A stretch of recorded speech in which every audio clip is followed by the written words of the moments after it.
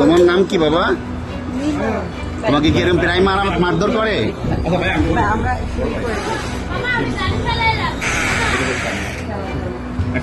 আপনি এইভাবে মারছেন কেন? আমার ছেলেও মারছে, দেখো স্কুলে গেছে পড়ার মধ্যে আগুন জ্বলে গেছে। এইভাবে বাচ্চা এইভাবে একটা নির্যাতন করলেন? ওই বিষয় তো সব গতকালকে আপনারা সবাই অবগত আছেন।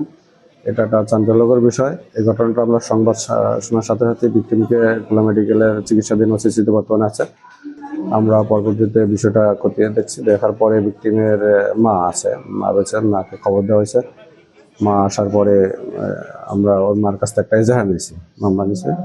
মামলা নিয়ে আমার ঊর্ধ্বতন কর্তৃপক্ষের সাথে আলোচনা করছি। আলোচনা উক্ত বিষয়ে আমরা মামলা নিয়েছি। মামলা নিয়ে আমাদের যে পুলিশ দম্পতি 2 জন আছে তাদেরকে আমরা উক্ত মামলায় গ্রেপ্তার করেছি।